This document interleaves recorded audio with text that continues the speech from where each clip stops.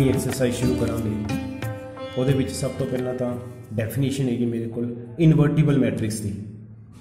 नवी exercise है, सब तो पहला तो डेफिनेशन है इनवर्टिबल मैट्रिक्स की। इनवर्टिबल मैट्रिक्स किहड़ा हुंदा है?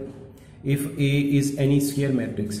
स्केयर मैट्रिक्स पहला भी समझाया सी, जिहदियां नंबर ऑफ रोज ते नंबर ऑफ कॉलम्स इक्वल हुंदे उन्होंने कहंदे स्केयर मैट्रिक्स।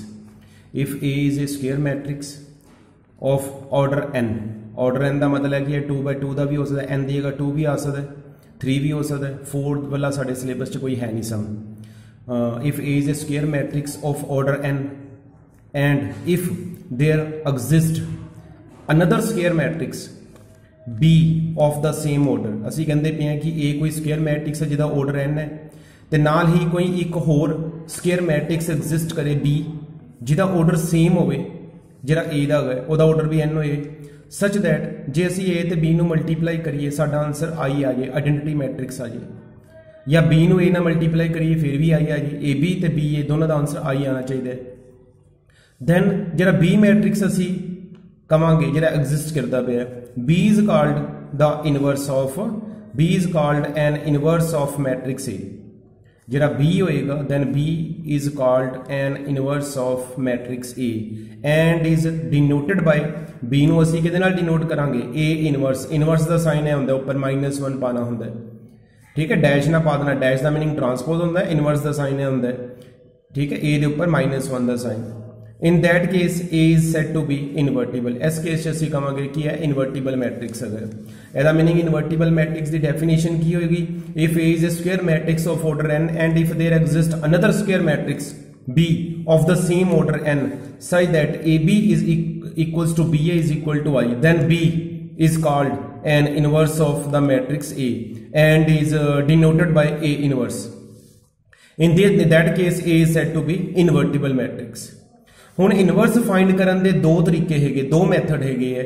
एक तो असीं नैक्सट चैप्टर च करांगे डिटरमिनेंट वाले मैथड, डिटरमिनेंट वाले चैप्टर दे विच, ते एक साडे कोल इस चैप्टर दे विच हैगा मैट्रिसेस दे विच लास्ट एक्सरसाइज हैगा, उहनूं असीं कहंदे पे हैं एलीमेंटरी ट्रांसफॉर्मेशन।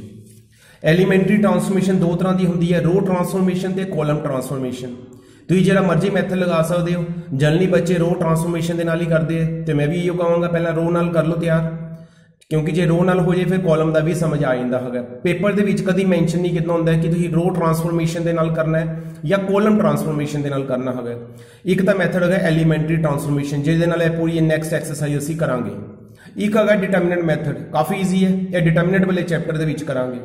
पर पेपर में जे तुहानूं मैंशन किया है कि तुसीं इनवर्स फाइंड करना है पर बाय यूजिंग एलीमेंटरी ट्रांसफॉर्मेशन, पर तुसीं इस मैथड ना करके, ठीक है, तुहाडा आंसर सेम होएगा पर तुहानूं मार्क्स नहीं मिलणगे, क्योंकि पेपर में कई बार स्पैशल मैंशन किया हुंदा है यूजिंग एलीमेंटरी ट्रांसफॉर्मेशन। कभी ये नहीं किया हुंदा डिटरमिनेंट वाले नाल कि सॉल्व करो। जनरली जो यूजिंग एलीमेंटरी ट्रांसफॉर्मेशन के नाल सम होएगा, फिर नाल मैंशन किया होएगा using elementary transformation. Elementary transformation वाला सम बड़ी पेपर आ चुका है, ठीक है। अज यदा मैथड देखते हैं, पहले डेफिनेशन कर लेनी है इनवर्टिबल मैट्रिक्स की, उस तो बाद देखते हैं मैथड की है एलीमेंटरी ट्रांसफॉर्मेशन। एलीमेंटरी ट्रांसफॉर्मेशन समझने वास्ते, ठीक है, साडे कोल अलग अलग डेफिनेशनस हैं, उन्होंने कुछ जनरल मैथड है। एलीमेंटरी ट्रांसफॉर्मेशन समझने वास्ते सब तो पहला यह चीज़ समझाना गया आर आई का मीनिंग होंदा है आईएथ रो। आईएथ रो का मीनिंग है कि आई दी जगह कुछ भी हो सकता है, आई दी जगह R1 भी हो सकता है, यदा मीनिंग होंदा फर्स्ट रो। आर दी जगह इस तरह भी हो सकता है, R2 का मीनिंग है सैकेंड रो, R3 का मीनिंग है थर्ड रो। आई असीं जनरल लिखिया है, यदा मीनिंग होगा आईएथ रो। RJ का मीनिंग होगा Jth रो, सेम जे कुछ भी हो सकता 1 2 3, ठीक है। RI मीन्स आईएथ रो, RJ मीन्स Jth रो। एक स्टेप लिखे RI both ways implies RJ, RI both ways implies RJ का मीनिंग है कि असी आईएथ रो ते Jth रो नूं इंटरचेंज कर देना है। जे मैं कभी इस तरह लिखा R1 implies both ways R2, ਇਹਦਾ मीनिंग की है? ਇਹਦਾ मीनिंग है कि असी फर्स्ट रो ते सैकेंड रो नूं इंटरचेंज कर देना है। जी फर्स्ट रो है उन्होंने सैकेंड रो ते जी सैकेंड रो नूं फर्स्ट रो ते लिख देना है। इंटरचेंज ऑफ आईएथ एंड जेथ रो, इस स्टैप का मीनिंग ये है। इन्हों असीं ऑपरेशंस कहते हैं, ऑपरेशंस। इस ऑपरेशन का are I implies both ways R J का मीनिंग है interchanging of ith and jth रो, उन्होंने इंटरचेंज कर दो। Second step are I implies K R I, ਇਹਦਾ मीनिंग ਹੁੰਦਾ है कि ith रो ਨੂੰ k ਨਾਲ मल्टीप्लाई कर दो। R I implies A both ways implies C, A simple implies है। R I implies K R I, ਇਹਦਾ मीनिंग है multiply ith row by k, जी ith रो है उन्होंने k ਦੇ ਨਾਲ मल्टीप्लाई कर दो। तीजा स्टैप है R I implies R I plus K R J, ਇਹਦਾ मतलब है कि असी ith रो ਦੇ ਵਿੱਚ jth रो ਨੂੰ k ਨਾਲ ਮਲਟੀਪਲਾਈ ਕਰਕੇ ਪਲੱਸ ਕਰਨਾ ਹੈ। ਚੇਂਜ ਕਿਹਦੀ ਹੋਣੀ, ਜਿਹੜੀ ਅਸੀਂ ਇੱਥੇ ਲਿਖੀ ਹੋਏਗੀ ith रो, ਸਿਰਫ ith रो ਚੇਂਜ ਹੋਣੀ। ith रो ਦੇ ਵਿੱਚ ਕਿਹਨੂੰ ਐਡ ਕਰਨਾ ਹੈਗਾ, jth रो ਨੂੰ ਕਿਹਦੇ ਨਾਲ ਮਲਟੀਪਲਾਈ ਕਰਕੇ k ਨਾਲ। Addition to ith row meaning है कि ith रो ਦੇ ਵਿੱਚ ਐਡ ਕਰਨਾ ਹੈ, ਕਿਹਨੂੰ ਐਡ ਕਰਨਾ ਹੈ, ਦਾ product of jth row by k, ਜਿਹੜੀ jth रो ਹੋਏਗੀ ਉਹਨੂੰ k ਨਾਲ ਮਲਟੀਪਲਾਈ ਕਰਕੇ ਜੋ ਆਏਗਾ ਉਹਨੂੰ ਅਸੀਂ ith रो ਦੇ ਵਿੱਚ ਐਡ ਕਰਨਾ ਹੈ। ਇੱਕ ਤੁਹਾਨੂੰ ਸਟੈਪ ਲਿਖ ਕੇ ਦੱਸਦਾ ਵਾਂ। ਮੰਨ ਲਓ ਮੈਂ ਲਿਖਿਆ ਹੈ r1 employees r1 plus 3r2, ਇਹਨੂੰ ਇਹਦੇ ਨਾਲ ਮਿਲਾ ਕੇ ਦੇਖੋ। ਇਹਦਾ मीनिंग ਕੀ ਹੈ, ਇਹਦਾ मीनिंग ਹੈਗਾ कि ਸਾਡੀ फर्स्ट रो चेंज होनी। फर्स्ट रो किस तरह चेंज होनी, ਉਹਦੇ ਵਿੱਚ ਅਸੀਂ ਸੈਕਿੰਡ रो ਨੂੰ 3 ਨਾਲ ਮਲਟੀਪਲਾਈ ਕਰਕੇ ਐਡ ਕਰ ਦੇਣਾ ਹੈ। मतलब फर्स्ट रो ਦੇ ਵਿੱਚ ਐਡ ਕਰਨਾ ਹੈ। फर्स्ट रो ਚ ਕਿਹਨੂੰ ਐਡ ਕਰਨਾ ਹੈ, ਪਹਿਲਾਂ ਤਾਂ ਸੈਕਿੰਡ रो ਨੂੰ 3 ਨਾਲ ਮਲਟੀਪਲਾਈ ਕਰਾਂਗੇ ਰਫ ਦੇ ਵਿੱਚ, ਸੈਕਿੰਡ रो ਨੂੰ 3 ਨਾਲ ਮਲਟੀਪਲਾਈ ਕਰਾਂਗੇ ਫਿਰ ਉਹਨੂੰ ਫਰਸਟ रो ਚ ਐਡ ਕਰ ਦੋ। ਉਹਦਾ मीनिंग ਹੈਗਾ r1 employees r1 plus 3r2। ਅਸੀਂ ਇਸ ਤਰ੍ਹਾਂ ਵੀ ਲਿਖ ਸਕਦੇ ਹਾਂ r2 employees r2 minus 2r1। Minus ਨੂੰ ਅਸੀਂ ਇਸ ਤਰ੍ਹਾਂ ਲਿਖ ਸਕਦੇ ਹਾਂ, ਇੱਥੇ ਪਲੱਸ ਪਾ ਲਓ ਤੇ माइनस 2 ਨੂੰ ब्रैकेट च लिख लो, दोनों का मीनिंग सेम है। इनू इस तरह भी लिख सकते हो और इनू असी इस तरह भी लिख सकते हैं r2 implies r2 minus 2r1, दोनों ऑपरेशन का मीनिंग सेम है। विच प्लस पा लो या प्लस माइनस माइनस ही होना। ਇਹਦਾ मीनिंग की है, ਇਹਦਾ मतलब लगा है कि सैकेंड रो ਦੇ ਵਿੱਚ फर्स्ट रो ਨੂੰ -2 ਨਾਲ ਮਲਟੀਪਲਾਈ ਕਰਕੇ ਐਡ ਕਰ ਦੋ। ਸੈਕਿੰਡ रो ਦੇ ਵਿੱਚ ਕਿਹਨੂੰ ਐਡ ਕਰਨਾ ਹੈ, फर्स्ट रो ਨੂੰ -2 ਨਾਲ ਮਲਟੀਪਲਾਈ ਕਰਕੇ ਐਡ ਕਰੋ। ਚੇਂਜ ਕਿਹੜੀ ਹੋਣੀ ਹੈ, ਸੈਕਿੰਡ रो। या ਇਹ ਆਪਰੇਸ਼ਨਸ ਨੂੰ ਅਸੀਂ ਇਸ ਤਰ੍ਹਾਂ ਵੀ ਲਿਖ ਸਕਦੇ ਹਾਂ ਕਿ ਸੈਕਿੰਡ रो ਦੇ ਵਿੱਚੋਂ ਮਾਈਨਸ ਕਰਨਾ ਹੈ फर्स्ट रो ਨੂੰ 2 ਨਾਲ ਮਲਟੀਪਲਾਈ ਕਰਕੇ, ਸੈਕਿੰਡ रो ਦੇ ਵਿੱਚੋਂ फर्स्ट रो ਨੂੰ 2 ਨਾਲ ਮਲਟੀਪਲਾਈ ਕਰਕੇ ਮਾਈਨਸ ਕਰਨਾ ਹੈ। ਦੋਨਾਂ ਦਾ मीनिंग सेम है। ਇਹ ਆਪਰੇਸ਼ਨਸ ਤੁਹਾਨੂੰ ਪਤਾ ਹੋਣੇ ਚਾਹੀਦੇ ਸਾਰੇ। ਇਹ तीन ऑपरेशंस, ये तो जनरल ऑपरेशंस है। बाकी अज तुहानूं समझावांगा कि 2x2 का साडे कोल कोई एक मैट्रिक्स दिता होवे, उहनूं असीं किस तरह सॉल्व करना है, तो 3x3 वाला भी समझावांगा। फिलहाल अज असीं एक्सरसाइज दे सम 2x2 वाले ही करने हैगे आ, जिहदे च 2 रो ते 2 कॉलम्स होणगे। उहदे मैं 4 ऑपरेशंस खुद बनाए हुए है। ये 4 ऑपरेशंस लगा के असीं किसी भी 2x2 मैट्रिक्स का इनवर्स निकाल सकते हैं। ਇਹ ਜਿਹੜੇ 4 ਸਟੈਪ ਸਮਝਾਏ ਹੈ ਦੱਸਣ ਲੱਗੇ ਹਾਂ, ਇਹ ਮੈਕਸਿਮਮ 4 ਹੀ ਲੱਗਣਗੇ, ਘਟ ਸਕਦੇ ਹੈ ਪਰ ਵੱਧ ਨਹੀਂ ਸਕਦੇ ਹੈਗੇ। ਇਹ ਹੈਗੇ r1 ਇੰਪਲਾਈਜ਼ 1/k r1। ਇਹਦਾ ਮਤਲਬ ਕੀ ਹੈ, ਇਹਦਾ ਮਤਲਬ ਹੈਗਾ ਕਿ ਫਰਸਟ रो ਨੂੰ k ਦੇ ਨਾਲ ਡਿਵਾਈਡ ਕਰ ਦਿਓ। 1/k, k ਓਵਰ ਚ ਹੈ ਨਾ, ਇਹਦਾ मीनिंग है फर्स्ट रो ਨੂੰ k ਨਾਲ डिवाइड कर दो। ਇਹ स्टैप कादे वास्ते लगाया हुंदा, ਇਹ वाला ਜਿਹੜਾ स्टैप लगाते हैं असी 1 बनाने वास्ते लगाया हुंदा। सैकेंड स्टैप है r2 implies r2 minus k r1। ਇਹਦਾ मीनिंग है सैकेंड रो ਦੇ ਵਿੱਚੋਂ माइनस करो फर्स्ट रो ਨੂੰ k ਨਾਲ मल्टीप्लाई करके, सैकेंड रो चों माइनस करना है, चेंज करी होनी सैकेंड रो, ਉਹਦੇ ਚੋਂ माइनस करना है फर्स्ट रो ਨੂੰ k ਨਾਲ मल्टीप्लाई करके। ਇਹ ਕਾਦੇ ਵਾਸਤੇ ਹੈਗਾ, 0 बनाने वास्ते। अगला आ गया r2 इंप्लाइज 1/k r2। ਇਹਦਾ मीनिंग है सैकेंड रो ਨੂੰ k ਨਾਲ डिवाइड कर दो, सैकेंड रो ਨੂੰ k ਨਾਲ डिवाइड कर दो। 1/k ਦਾ मीनिंग है सैकेंड रो ਨੂੰ k ਨਾਲ डिवाइड। ਇਹ ਕਾਦੇ ਵਾਸਤੇ ਹੈ, 1 ਵਾਸਤੇ, 1 ਬਣਾਉਣ ਵਾਸਤੇ।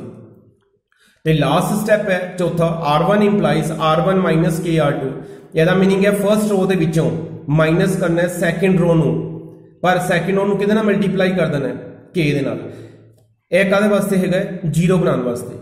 ਜਦੋਂ ਅਸੀਂ ਇਹ 4 ਸਟੈਪ ਲਗਾ ਲਾਂਗੇ ਸਾਡੇ ਕੋਲ ਕਿਸੇ ਵੀ ਮੈਟ੍ਰਿਕਸ ਦਾ ਇਨਵਰਸ ਨਿਕਲ ਆਏਗਾ, ਪਰ ਉਹ ਮੈਟ੍ਰਿਕਸ 2x2 ਦਾ ਹੋਣਾ ਚਾਹੀਦਾ।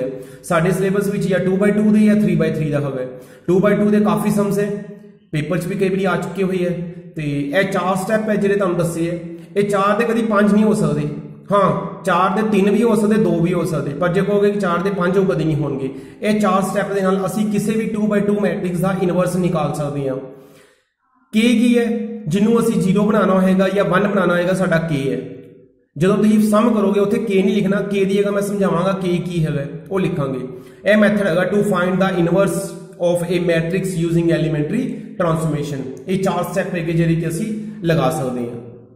एक एग्जाम्पल करते हैं। मेरे को एक मैट्रिक्स है 2x2 का 2 3 5 7। मैं एलीमेंटरी ट्रांसफॉर्मेशन का मतलब है कि मैं 4 स्टैप अप्लाई करने हैं। ये नहीं कि 4 स्टैप ही है, हरेक तरीके नाल एक और तरीका भी है वो भी कर सकते। ये नहीं कि 4 स्टैप स्टैंडर्ड ही है कि 4 स्टैप नाल ही सम होंदा है, होर भी तरीके नाल कर सकते हैं। पर मैं ये 4 स्टैप तुहानूं दस दित्ते, इहदे नाल कोई भी सम तुसीं ट्राई कर सकते हो। 2x2 का 2x2 का जिहड़ा मर्जी सम लै लो, ये 4 स्टैप के नाल हो सकता है। पर यह भी है मैं कहता पिया कि ये नहीं कि 4 स्टैप ही लगने हैं, 4 स्टैप तो घट सकते पर वध नहीं सकते, मैक्सिमम 4 स्टैप है। हुण ये 4 स्टैप के नाल तुहानूं एक सम करके दसदा वां। यह मैट्रिक्स दिता होया using elementary transformation find the inverse of this matrix. असीं इस मैट्रिक्स का इनवर्स फाइंड करना है, ठीक है। इस मैट्रिक्स का इनवर्स फाइंड करना है। मैथड की है, सब तो पहला स्टैप लिखना होंदा है we know that A is equal to I A, क्योंकि आइडेंटिटी मैट्रिक्स नूं असीं किसी भी मैट्रिक्स नाल मल्टीप्लाई करिए वो मैट्रिक्स दोबारा आ जाता है। आई का मीनिंग वो होंदा जो 1 काम करता है। जे तुसीं कहो 1 नूं 3 नाल मल्टीप्लाई करिए 3 आ जाता है, 1 नूं 7 नाल 7। तो ये जो मैट्रिक्स 1 की जगह आई होंदा। आइडेंटिटी मैट्रिक्स वो काम करता जो 1 करता है, क्योंकि 1 नूं किसी नाल मल्टीप्लाई करिए वो दूजा नंबर ही आ जाता है। ऐसे सिमिलरली आई नूं असीं किसी मैट्रिक्स नाल मल्टीप्लाई करिए वो मैट्रिक्स ही आ जाएगा। हुण सब तो पहला तो स्टेटमेंट सी असीं लिखिया we know that A is equal to I A. इधर ए मैट्रिक्स की वैल्यू लगा देनी है। ए मैट्रिक्स कितना है मेरे को 2 3 5 7।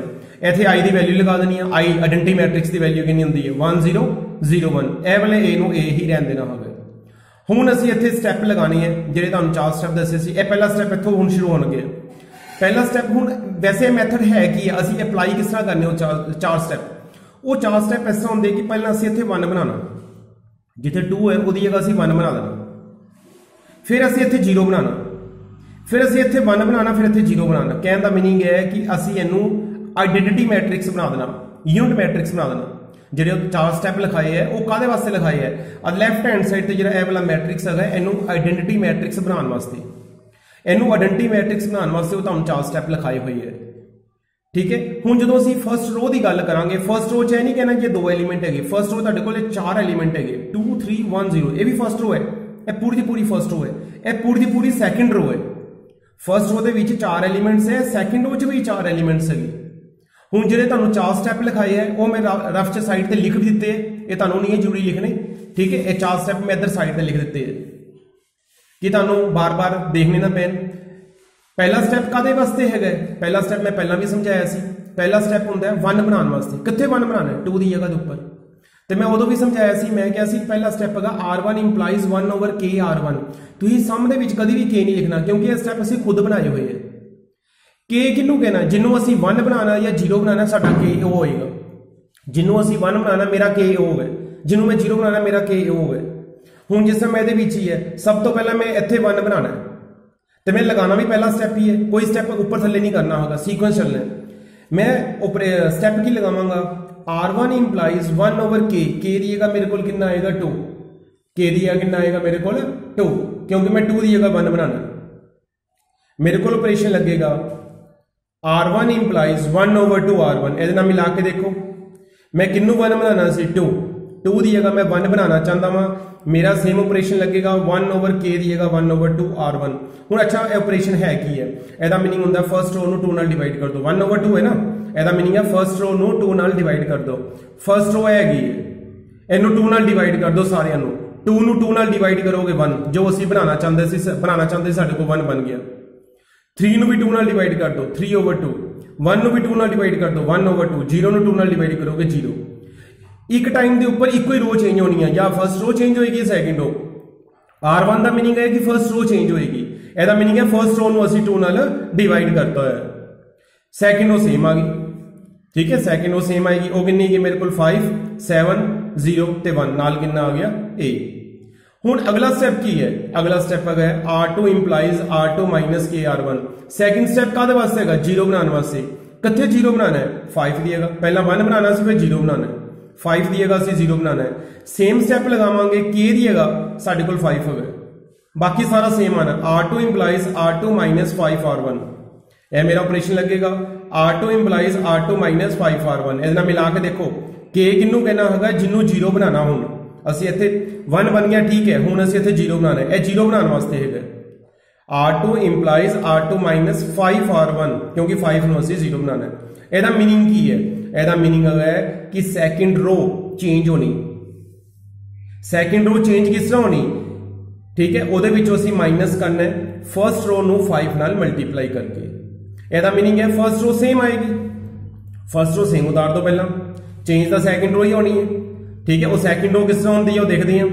हुण ए R2 माइनस 5 R1, R2 कितना आ गया मेरे को 5, R2 मेरे को 5 है, माइनस ए 5 सेम रहेगा, मल्टीप्लाई R1 की है जरा ऊपर है, ऊपर वाला R1, ये R2 है R1 है, ठीक है, R2 मेरे है R1 है। 5 नूं 1 ना मल्टीप्लाई करांगे कितना आएगा 5, ते 5 माइनस 5 कितना आ गया 0। ਇਹਦਾ मीनिंग इत्थे मेरे को 0 आएगा। हुण इत्थे स्टेप की आएगा, फिर दोबारा R2 कितना आ गया मेरे को 7, एम लिखे साइड ते, R2 कितना आ गया मेरे को 7 माइनस 5 R1 केड़ा है जरा ऊपर है, R1 मेरा 3/2 है। पहला मल्टीप्लाई करी दा बोर्ड मास रूल है, 5 3 15/2, फिर इन्हां दा एलसीएम लेके सॉल्व करना है, ये रफ वर्क है सारा। 2 7 14 माइनस 15 कितना आएगा -1/2, इत्थे -1/2 आएगा। हुण इत्थे की आएगा R2 कितना आ गया मेरे को 0 माइनस 5 R1, 0 माइनस 5 R1 कितना ऊपर 1/2, 0 का कोई मतलब नहीं है, -5 नूं 1/2 ना मल्टीप्लाई करांगे -5/2। इत्थे 1 किस तरह आएगा R2 कितना मेरे को 1 माइनस 5 R1 कितना आ गया मेरे को 0, 5 नूं 0 ना मल्टीप्लाई करांगे 0, बाकी कितना बचेगा 1, ये 1 आ गया। सैकेंड स्टेप कंप्लीट हो गया साडे कोल। सैकेंड स्टेप हैगा की सी, इत्थे 0 बन गया, बाकी भी चेंज हो गया, सैकेंड स्टेप कंप्लीट है। हुण असीं थर्ड स्टेप लगाना है, R2 इंप्लाइज 1/k R2। एक काहदे वास्ते स्टेप हुंदा 1 बनाने वास्ते, कित्थे 1 बनाना हुंदा है, असीं इस स्टेप ते 1 बनाना है। मेरे कोल K कितना आ गया, K उन्होंने कहना जिन्होंने 1 बनाना है, इत्थे मैं किन्नू 1 बनाना है -1/2 नूं। इहदा मीनिंग मेरा जेहड़ा K होएगा मेरा -1/2 होएगा। जे मैं इस ऑपरेशन वाल देखा तो मेरे को ऑपरेशन इस तरह आ गया, R2 इंप्लाइज 1/k R2। मैं कहना पाया कि जरा मेरे को K है, K मेरे को कितना आ गया -1/2, K मेरे को -1/2 है। ਇਹਦਾ मीनिंग ਇੱਥੇ आएगा -1/2 R2। फ्रैक्शन ਦੇ नीचे फ्रैक्शन है, डिनोमिनेटर च फ्रैक्शन है, ਇਹਨੂੰ रेसिप्रोकल करके भी लिख सकते हैं, मतलब -2 ऊपर चल जाएगा। यह ऑपरेशन ਨੂੰ ਅਸੀਂ ਇਸ ਤਰ੍ਹਾਂ ਲਿਖ ਸਕਦੇ ਹਾਂ, R2 implies -2 R2, R2 implies -2 R2। यह मैं लिखन लगे R2 इंप्लाइज -2 R2, क्यों, क्योंकि ਜਿਹੜਾ मेरा K ਹੈਗਾ ਸੀ ਉਹ -1/2 ਸੀ।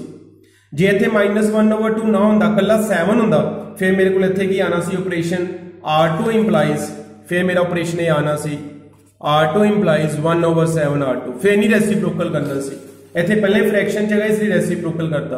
ਇਹਦਾ मीनिंग है सैकेंड रो ਨੂੰ -2 ਨਾਲ मल्टीप्लाई कर दो, ये सारी सैकेंड रो ਨੂੰ -2 ਨਾਲ मल्टीप्लाई करो, 0 ਨੂੰ -2 ਨਾਲ मल्टीप्लाई करांगे 0, -1/2 ਨੂੰ -1/2 ਨੂੰ -2 ਨਾਲ मल्टीप्लाई करांगे, माइनस माइनस कटेगा 2 ना 2 कटेगा, सिर्फ 1 ही बचेगा।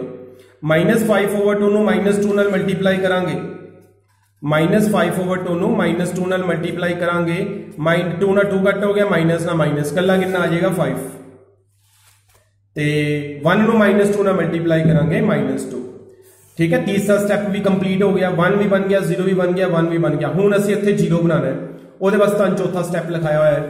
यह चौथा स्टेप है R1 implies R1 minus K R2। K किन्नू कहना है, जिन्नू असीं 0 बनाना है, वो मेरा K होएगा। मेरे को इत्थे हुण K कितना आ गया, मेरे को इत्थे K फिलहाल आ गया 3/2, मैं इनू 0 बनाना है। ऑपरेशन लगेगा R1 implies R1 minus 3/2 R2। ਇਹਦਾ ਮਤਲਬ ਹੈ ਕਿ ਫਰਸਟ ਰੋ ਦੇ ਵਿੱਚੋਂ ਮਾਈਨਸ ਕਰੋ ਸੈਕੰਡ ਰੋ ਨੂੰ 3/2 ਨਾਲ ਮਲਟੀਪਲਾਈ ਕਰਕੇ। ਚੇਂਜ ਕਿਹੜੀ ਹੋਣੀ ਫਰਸਟ रो, ਇਸ ਲਈ ਸੈਕੰਡ रो ਪਹਿਲਾਂ ਸੇਮ ਲਿਖ ਦੋ। ਪਹਿਲਾਂ ਤਾਂ ਇੱਥੇ 1 ਕਿਸ ਤਰ੍ਹਾਂ ਆਇਆ r1 ਮੇਰਾ 1 ਹੈ, -3/2 r2 0 है, 3/2 ਨੂੰ 0 ਨਾਲ ਮਲਟੀਪਲਾਈ ਕਰਾਂਗੇ 0 ਹੀ ਰਹੇਗਾ, ਇਹਦਾ ਮੀਨਿੰਗ r1 ਮੇਰਾ 1 ਦਾ ਇੱਥੇ 1 ਹੀ ਆ ਜਾਏਗਾ। ਇੱਥੇ 0 ਕਿਸ ਤਰ੍ਹਾਂ ਆਇਆ r1 ਕਿੰਨਾ ਮੇਰੇ ਕੋਲ 3/2, r1 ਕਿੰਨਾ ਆ ਗਿਆ ਮੇਰੇ ਕੋਲ 3/2 -3/2 मल्टीप्लाई r2 कितना आ गया मेरे को 1, 3/2 ਨੂੰ 1 ਨਾਲ ਮਲਟੀਪਲਾਈ ਕਰਾਂਗੇ 3/2 ਹੀ ਆਏਗਾ, ਤੇ 3/2 ਚੋਂ 3/2 ਮਾਈਨਸ ਕਰੋਗੇ ਬਾਕੀ ਕਿੰਨਾ ਬਚੇਗਾ 0, ਇਸ ਲਈ ਇੱਥੇ 0 ਆਇਆ। ਹੁਣ ਇੱਥੇ -7 ਕਿਸ ਤਰ੍ਹਾਂ ਆਇਆ r1, ਠੀਕ ਹੈ r1 ਕਿੰਨਾ ਆ ਗਿਆ ਮੇਰੇ ਕੋਲ r1 ਹੈਗਾ 1/2 -3/2 सेम मल्टीप्लाई r2 यानी मतलब ये r1 है r2 है, हर एक का अपना r1 r2 होना है। मल्टीप्लाई कितना आ गया 5, क्योंकि r2 मेरे को 5 है, 3 ਨੂੰ 5 ਨਾਲ ਮਲਟੀਪਲਾਈ ਕਰਾਂਗੇ 15/2, 2 ਦਾ ਐਲਸੀਐਮ 2 ਹੀ ਆ ਗਿਆ, ਉੱਪਰ ਆ ਜਾਏਗਾ 1 - 15, ਜਦੋਂ ਐਲਸੀਐਮ ਸੇਮ ਹੋਵੇ ਨਿਊਮਰੇਟਰ ਐਜ਼ ਇਟ ਇਜ਼ ਹੀ ਆ ਜਾਂਦਾ ਹੈ। 1 - 15 ਕਿੰਨਾ ਆਏਗਾ -14/2, ਕਟਿੰਗ ਕਰੋਗੇ 7, ਇੱਥੇ -7 ਆਏਗਾ। ਇਸ ਤੋਂ ਅਗਲਾ ਸਟੈਪ ਇੱਥੇ 3 ਕਿਸ ਤਰ੍ਹਾਂ ਆਇਆ r1 ਕਿੰਨਾ ਆ ਗਿਆ ਮੇਰੇ ਕੋਲ 0, -3/2 r2 ਕਿੰਨਾ ਆ ਗਿਆ ਮੇਰੇ ਕੋਲ -2, ठीक है r1 कितना आएगा 0 ਦਾ ਤਾਂ ਮਤਲਬ ਹੀ ਕੋਈ ਨਹੀਂਗਾ, -3/2 -2 ਨੂੰ ਇੱਥੇ r2 ਦੀ ਜਗ੍ਹਾ ਲਿਖਾਂਗਾ, 2 ਨਾਲ 2 ਕੱਟੇਗੇ ਮਾਈਨਸ ਸਿਰਫ ਕਿੰਨਾ ਆਏਗਾ 3। ਜਦੋਂ ਇੱਧਰ ਮੇਰੇ ਕੋਲ 1 0 0 1 ਬਣ ਗਿਆ, ਜਿਹੜਾ ਇਹ ਵਾਲਾ ਮੇਰਾ ਮੈਟ੍ਰਿਕਸ ਹੋਏਗਾ ਉਹਨੂੰ ਅਸੀਂ ਕਹਾਂਗੇ A ਇਨਵਰਸ। A ਦੇ ਉੱਪਰ -1 ਪਾਣਾ ਹੈ, ਇਹਦਾ ਮੀਨਿੰਗ A ਇਨਵਰਸ ਕਿੰਨਾ ਨਿਕਲਿਆ ਹੈ ਮੇਰੇ ਕੋਲ -7 3 5 ਤੇ -2, ਠੀਕ ਹੈ -7 3 5 ਤੇ -2। ਇਹ ਮੈਥਡ ਹੈਗਾ ਜਿਹੜਾ ਤੁਹਾਨੂੰ ਦੱਸਿਆ 4 ਸਟੈਪ ਹੈਗੇ, ਇਹ 4 ਸਟੈਪ ਦੇ ਨਾਲ ਤੁਸੀਂ ਕੋਈ ਵੀ ਸਮ ਟਰਾਈ ਕਰ ਸਕਦੇ ਹੋ, ਠੀਕ ਹੈ ਕੋਈ ਵੀ ਸਮ ਟਰਾਈ ਕਰ ਸਕਦੇ ਹੋ 4 ਸਮਸ ਦੇ ਨਾਲ। ਹੁਣ ਇਹਦੇ ਨਾਲ ਦੇ ਮੈਂ ਸਮਸ ਦੇਣ ਲੱਗਿਆ ਟਰਾਈ ਕਰਨ ਵਾਸਤੇ, ਠੀਕ ਹੈ ਉਹ ਬੱਚੇ ਨੇ ਟਰਾਈ ਕਰਨੇ ਹੈ। ਨੈਕਸਟ ਟਾਈਮ ਵੀ ਅਸੀਂ ਇਹੋ ਐਕਸਰਸਾਈਜ਼ ਹੀ ਕਰਾਂਗੇ, ਕਿਉਂਕਿ ਇਸ ਐਕਸਰਸਾਈਜ਼ ਦੇ ਵਿੱਚ ਪ੍ਰੋਬਲਮ ਆਉਂਦੀ ਹੈ ਕਾਫੀ ਬੱਚਿਆਂ ਨੂੰ, ਠੀਕ ਹੈ ਸਮਸ ਟਰਾਈ ਕਰਨੇ ਹੋਣਗੇ ਤੇ ਇਹ ਕਰ ਸਕਦੇ ਹੋ। 2 ਸਮ ਹੈਗੇ, ਠੀਕ ਹੈ ਇੱਕ ਇਹ ਸਮ ਹੈ ਤੇ ਨਾਲ ਇਹ ਪਾਰਟ ਜਿਹੜੇ ਹੈਗੇ, ਠੀਕ ਹੈ ਇਹ ਸਾਰੇ ਸਮ ਟਰਾਈ ਕਰਨੇ ਹੈ। ਤੇ ਪੇਪਰਸ ਦੇ ਵਿੱਚ ਚੈੱਕ ਕਰਨ ਦਾ ਇੱਕ ਤਰੀਕਾ ਵੀ ਦੱਸ ਦਿੰਦਾ ਮੈਂ, ਮੈਥਡ ਕਿ ਤੁਹਾਡਾ ਆਨਸਰ ਠੀਕ ਹੈ ਜਾਂ ਗਲਤ ਹੈ। ਜਿਹੜਾ ਤੁਸੀਂ A ਇਨਵਰਸ ਨਿਕਾਲਿਆ, ਇਹ ਜਿਹੜਾ ਲਾਸਟ ਤੇ ਆਨਸਰ ਨਿਕਾਲਿਆ A ਇਨਵਰਸ, ਇਸ ਮੈਟ੍ਰਿਕਸ ਨੂੰ ਜਿਹੜਾ ਤੁਹਾਨੂੰ ਸਟੇਟਮੈਂਟ ਦੇ ਵਿੱਚ ਮੈਟ੍ਰਿਕਸ ਦਿੱਤਾ ਹੈ ਇਹ ਵਾਲਾ, ਇਹਦੇ ਨਾਲ ਮਲਟੀਪਲਾਈ ਕਰੋ, ਦੋਨਾਂ ਨੂੰ ਮਲਟੀਪਲਾਈ ਕਰਕੇ A ਨੂੰ A ਇਨਵਰਸ ਨਾਲ ਮਲਟੀਪਲਾਈ ਕਰੋਗੇ ਤੁਹਾਡਾ ਆਨਸਰ I ਆਏਗਾ, ਆਇਡੈਂਟੀਟੀ ਮੈਟ੍ਰਿਕਸ ਆਏਗਾ। ਜੇ ਆ ਗਿਆ ਇਹਦਾ ਮੀਨਿੰਗ ਹੈ ਕਿ ਤੁਹਾਡਾ ਸਮ ਠੀਕ ਹੈ, ਠੀਕ ਹੈ। ਜਿਹੜੇ ਤੁਹਾਨੂੰ ਹੁਣ ਸਮ ਦੱਸਿਆ ਕਰਨ ਵਾਸਤੇ ਤੇ ਇਹ ਟਰਾਈ ਕਰਕੇ ਦੇਖ ਸਕਦੇ ਹੋ ਕਿ ਇਹਨਾਂ ਦਾ ਚੈੱਕ ਵੀ ਕਰ ਸਕਦੇ ਹੋ ਕਿ A ਨੂੰ A ਇਨਵਰਸ ਨਾਲ ਆਨਸਰ I ਆਂਦਾ ਪਿਆ ਜਾਂ ਨਹੀਂ ਆਂਦਾ ਪਿਆ।